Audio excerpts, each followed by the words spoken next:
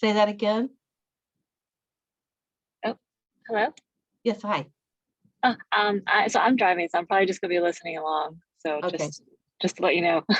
Okay. Well, I'm okay. I'm glad I'm recording this. So this one is gonna be this morning really basic. I'm gonna talk about, does everybody have their super e-key? I do. Okay. So you all know to update it every morning, right? And the reason I say that is because you don't want to wait until you're someplace and you don't have enough bandwidth for it to update, and then you can't get in the home. So that has happened. So I think it's a really good practice when you first get in the when you first get up in the morning to update your e-key so you're ready for the day. And then there's a whole bunch of things you can do with your e-key, just so you know. If you go into, have you all explored this at all, your app at all? Not too much. Okay, well, there's a place, if you want to follow along with yours, you can. There's a place where it says my key boxes. And once you get your key boxes, it will automatically sync with this. And then when you link your key box in showing time, which we'll go over not today, but another day, you can go here and you can see where they are. And if you click on the key box, you can actually go to where you can click on shackle code and it'll show you where your shackle code is and all your CBS codes. And CBS codes are when, this is real basic, what we're doing today. So CBS code is when an inspector or an appraiser needs to get in the property, they need the CBS code. So when an agent contacts you and says, Hey, this is what I'm talking about. say again? Oh, can you hear me? Yes. Oh, sorry, I'm not muted. This is Ty. Oh, hi, Ty. Good morning. Good morning. But anyway, when an inspector and appraiser needs to get in the house, the other agent, if you have the listing, the other agent will ask you for the CBS code, and that's what they mean, and you can find it right here. Okay, so now has everybody opened a lockbox? Yes. Okay, so do I need to go over that for anybody? Larry, have you opened a lockbox? Yes, ma'am. Okay, so I'm not going to do that. What I'd like to do is just share with you some things that are good to keep in the car when you're working with buyers. You never know. So I've got my realtor basket here, and this goes with me in the car. And what goes in my realtor basket is I have work gloves in case there's something that I need to open that I don't want to touch. I have a first aid kit just in case, and it's just got, Band-Aids and alcohol swabs and Neosporin and things like that. I keep that in the car. I used to keep a calculator in my bag, and now since our phones are good, but I do keep this anyway in case I'm in an area where for some reason my phone isn't working or anything. I keep a backup just in case. I keep my lock boxes. I have several of these in here, just so I stay organized. I also have a tape measure because sometimes people are like, oh, I wonder if my couch will fit there. So I keep a tape measure in. I also keep these little guys. These are in case I have a listing. Can you see those? They're the little circle things that you put keys on. And then I'll write down the street number. But I don't typically write down the whole address in case the key gets lost. I keep the sign here things. So in case because I print out, I always have a BBA with me. I always have a purchase and sale with me. I always have an exclusive listing agreement with me. So if I need to leave it with somebody, I'll put the areas where they need to sign. Typically, though, I like to have them sign it in place. I have a bungee cord. I don't know why, but I just do. And then I have tape, just in case. Kleenex, in case somebody needs Kleenex. Let's see what else I have in here. And that's pretty much it. And then I have I usually keep some water and some things like that.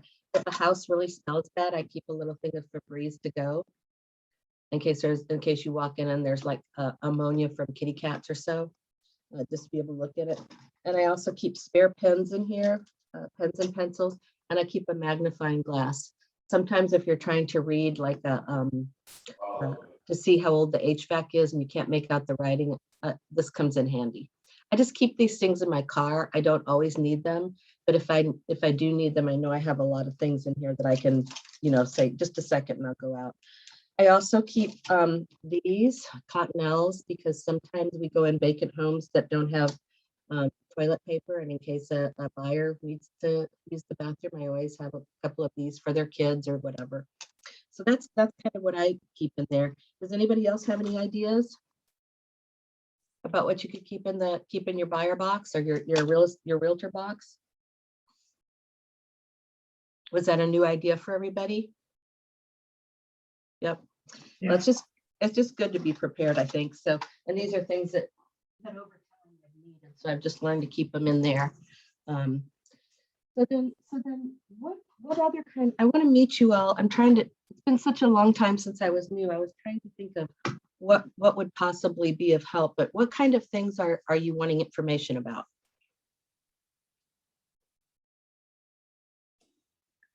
I guess I was just trying to think of and I know we have a bunch of different kind of lists of things, but like what I just always feel like I'm missing something. Like I'm going to come up, like something's going to come up and I'm going, oh wait, I haven't even signed up for that, or I haven't done that. So I don't know if there's just like, I know you need to get, you need a lockbox, you need a sign, you need a, like, are there certain things that you just like, this is what you need to go ahead and make sure you've got? Yes, just give me 1 second. I've got a list. 1 second.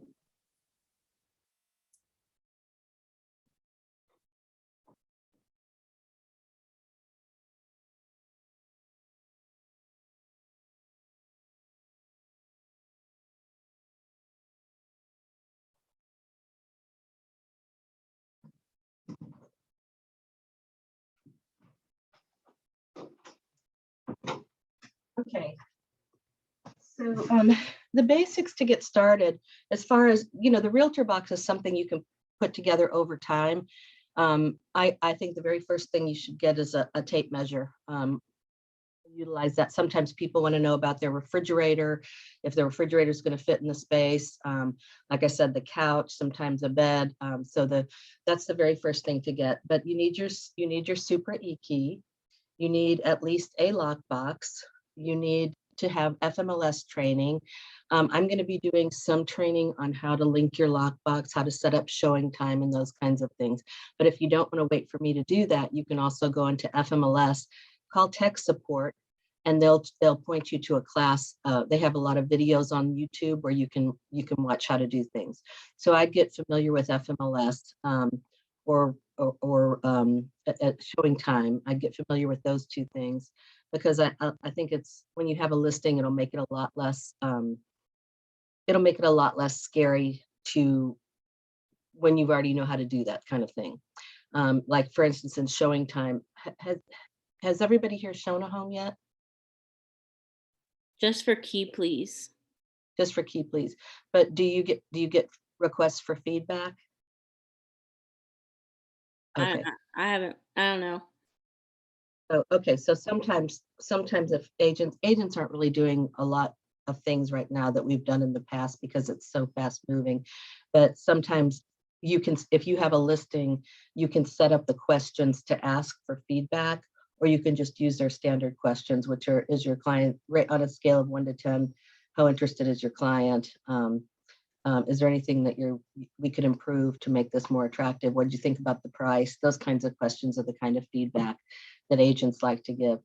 The reason that we have feedback, and this will change as our market changes, the reason we have feedback in the past is because homes weren't selling like they sell now. They would take sometimes a month or two to sell. And so finding out why, finding out what the buyer's perception is very helpful. So that's something we can set up. Then you also, like Brian said, you want to get your signs, you want to have open house signs, and you want to have your regular signs. we've talked about this before, but I'm not sure you all have heard this. I do not bother with those little signs. I pay $250 for the big post, the big arm sign, and the sign that hangs from it. And the reason why is because, first of all, I think if I have a client who's maybe got a home for 250,000 or 300,000, and they happen to drive through a neighborhood because they're looking for a bigger home, and they see my big sign on a $500,000 house, and then they know they have a dinky little sign in their yard, it makes them feel bad. And I also think it says something about me as a realtor that I only use the best of the best of the best, and those big signs are the best of the best of the best. So I go ahead and pay for the big post signs. Sometimes if you find somebody who's retiring, you can buy theirs for a discount. But that's my opinion on signs. I hope that if you all can, you'll adopt that practice, because I just think it makes us look better as realtors. So what size is that? It comes in pieces, and it's you typically see them on $500,000 homes or higher, and it's the big post that goes up like this, and then there's an arm that comes across, and they're about that thick. They're like 4x4s, but it's white. It's a big white post, and then the sign hangs down from it, and the sign's a lot larger too, as opposed to, and it's, so what happens is there's a metal bar that has a point on it, and that sticks in the ground, and then it's got a little arm on it, and then you put the white post over it, and that arm kind of holds it in place, and then the other piece fits down on top of it to make it tall, and then there's a hole in the top of it that where the other arm goes through. So that's how those work. You put that up yourself? No, I have my husband do it. But also if you go to like Image 360, they have somebody that'll install signs. I think it's $50. So if my husband's not available, that's what I do. But no, I don't. Oh, there's one more thing I keep in my car. It's not in my box because they're dirty, but I keep a pair of work boots because sometimes I'm looking at land with people, and I don't want to wear my nice shoes into muck and mud and briars and things like that. So I keep a pair of work boots. You can get a pair of rubber boots from Walmart for next to nothing. And they're easy to slip on and slip off. So just an idea there. You want to get your headshot done, of course. Has everybody got their headshot? I Do you haven't have a got mine. recommendation for who to use? I'm actually looking into getting some. Yeah, so Bill's wife is a photographer. When you see the photographs that are in the hallway of all the leaders, and I've got to get mine done too. I have been very neglectful about that, but Rachel Linkwald is a great photographer. There are several photographers at Keller Williams as well. So if you put something in the help community, you'll get some recommendations as well. We're going to try and set it up where she'll come to the office and do a whole bunch at once. And sometimes when that happens, they can be a little bit more discounted. Then you want to make sure that you have taken some of the command classes. So if you go to Sam Jackson YouTube, you'll see and go to videos, you'll see all of his command videos there.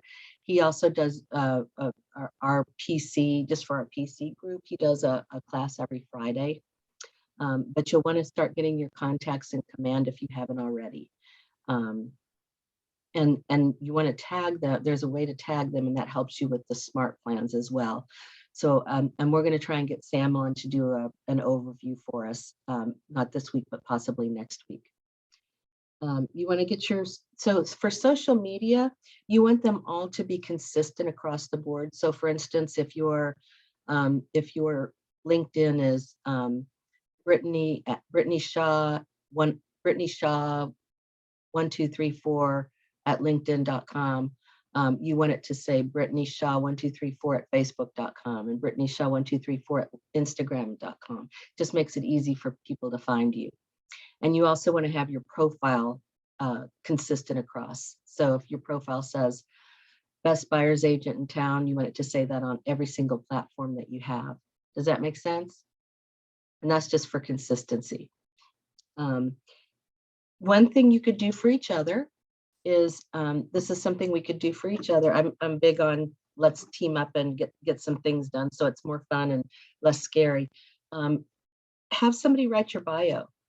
So if you don't want to write your own bio, it's sometimes hard to brag on yourself or say what your strengths are, but you could say to somebody, here's the points I'd like to get across, and then have one of your teammates write your bio and you write theirs for them. And then you can tweak it from there. Sometimes just getting started is the hard part.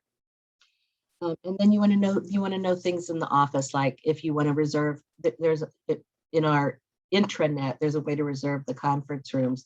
So if you're meeting a buyer at the office during the week when the office is populated, you can reserve one of the conference rooms. Also knowing how to get if you're hooked up to the printer there, how to sign into the printer and those kinds of things. So those are the main things about office resources. So that's, and then I would, if you haven't already, it's not, for me, it's not fun, but I always, every year, read and reread the contracts because they change yearly. So as I said, I always keep a purchase and sale with me. I always keep the ABCs of the agency. I don't think I have my notebook with me. But I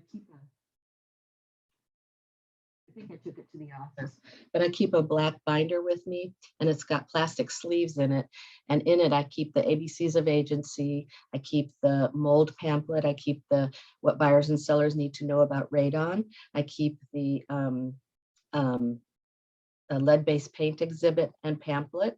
I keep a copy of the buyer agency agreement, a copy of the exclusive listing agreement, a copy of the purchase and sale, a seller's property disclosure, and the community association disclosure. And if I'm going to DeKalb County, just something you need to know is that DeKalb County, there's a plumbing disclosure that goes as well. That's just unique to DeKalb County. But I keep those things and I highlight the most important parts of them so that I can easily explain it.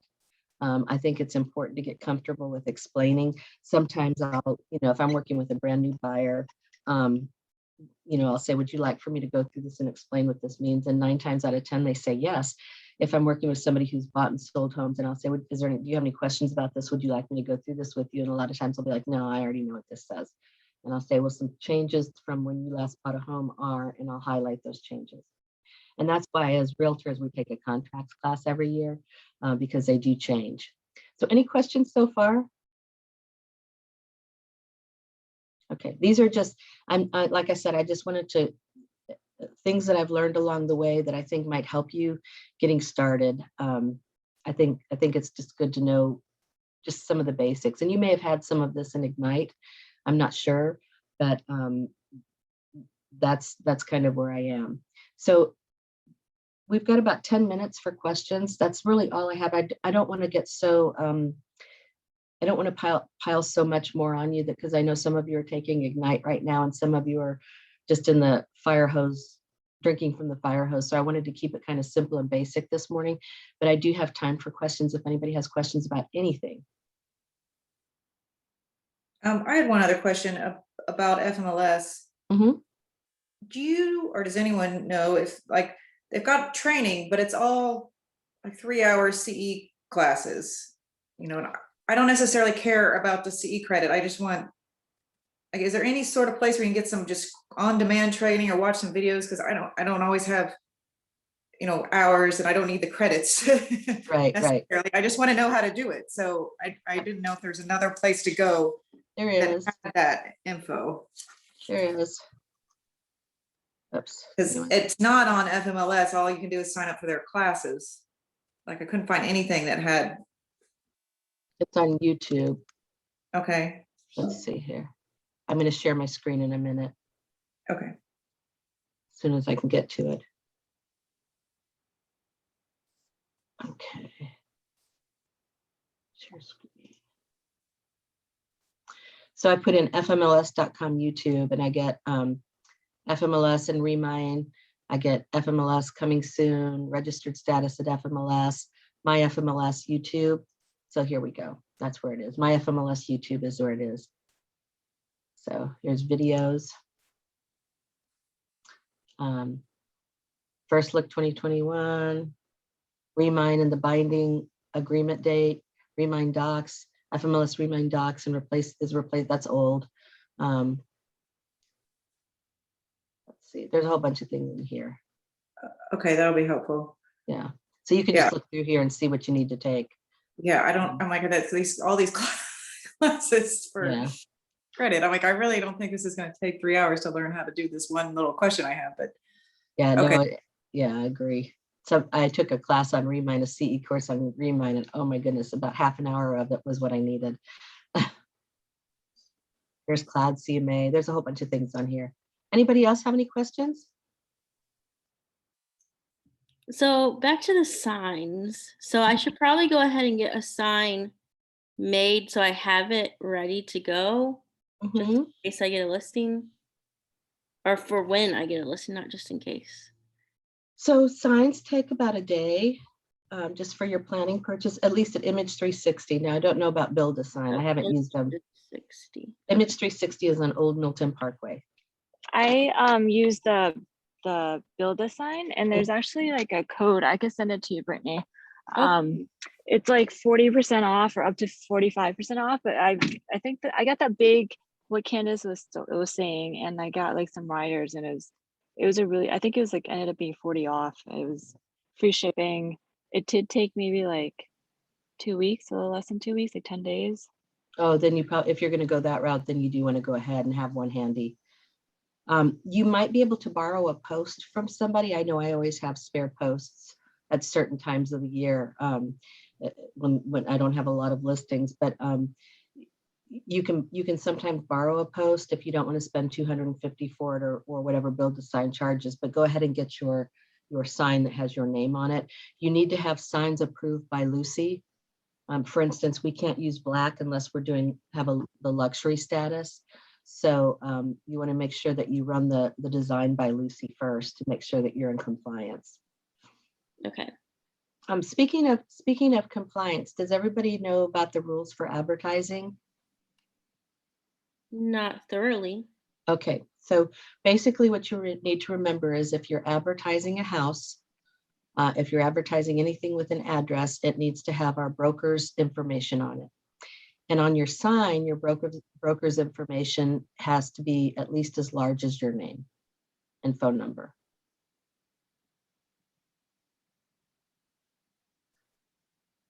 So that's pretty much that. And that's on social media, that's on your sign, that's on flyers.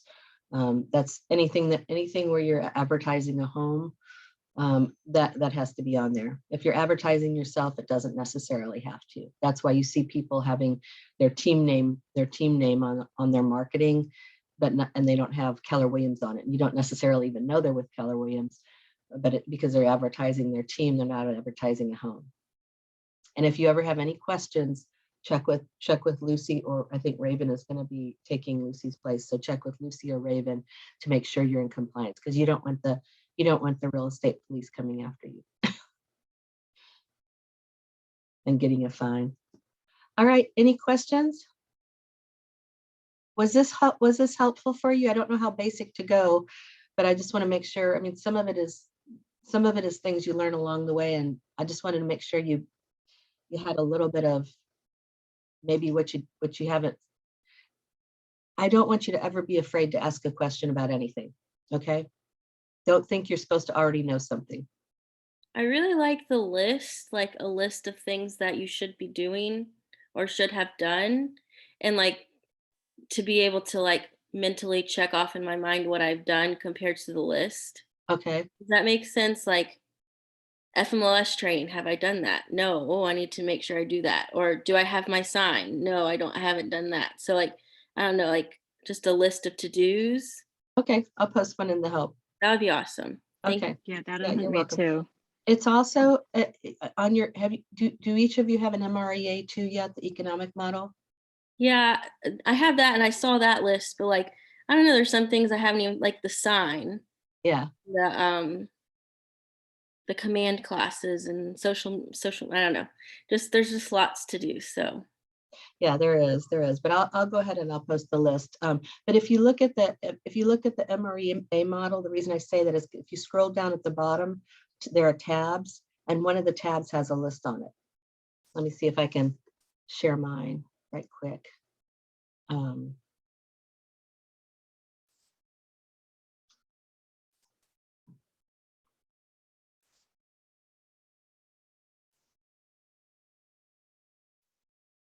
Okay, I'm going to share my screen right quick.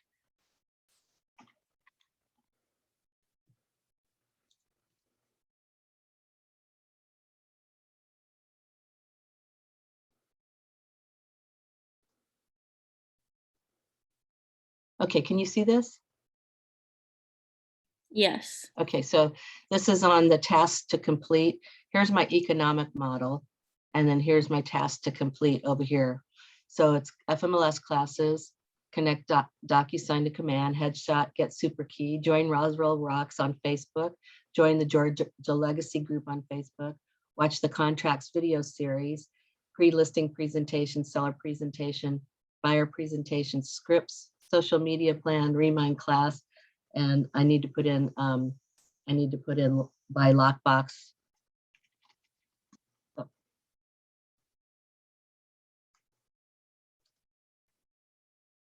Well, they're called iBoxes now. Let me get up with the times. By lockbox and by sign. And another thing you might want to start doing is, if you think about closing gifts, if you there's sometimes on Groupon you can get some deals like for cutting boards, and then you put your name on the back, or you can have them customized for your buyers, or you just different. It's sometimes if you have your clothes. One of the things that I've heard Paige talk about, and I've experienced this too, is you have a closing coming up, but you just stay so busy, you forget to get the closing gift. And then the day of closing, you're scrambling, trying to figure out something, and you end up bringing a cheesy bottle of wine. So, so if you be thinking about your closing gifts and buy those in bulk and have them ready to go, already in the package and everything, then all you have to do is just put the card in. Does that make sense? I know like Paige does, she buys the wine glasses from Tiffany's, and sometimes she buys candy dishes, and because she buys them in bulk, she gets a discount on them. And I think, I don't typically spend, depending on the price of the house, I spend between $25 and $50 on a closing gift. And sometimes I'll do a gift card for dinner if I know they're really stressed out from moving or something like that. But I like to go to Williams-Sonoma, and they have cutting boards with, they have these marble cutting boards, or I'm sorry, it's a wooden cutting board, and it's got a marble inset with their initial of the last name, initial of the last name on it. And that's what I typically will get. Now, if I know somebody doesn't like to cook or entertain, I go a different direction. But does that help? Yes, thank you so much. All right. Well, I'll post this one on Bill's YouTube. Anybody have any questions before we go? I just put a site that, because it's a company I worked for that they have real estate closing gifts. They're a little more expensive, but you can't put your name on your logo on the back and the client's name on the front. And Nice. because you can put all that on it, you can write off the whole thing as marketing and not just limited as a gift. Nice. Like whereas normally a gift, you can only go up to what is it, $25 or something? Yeah.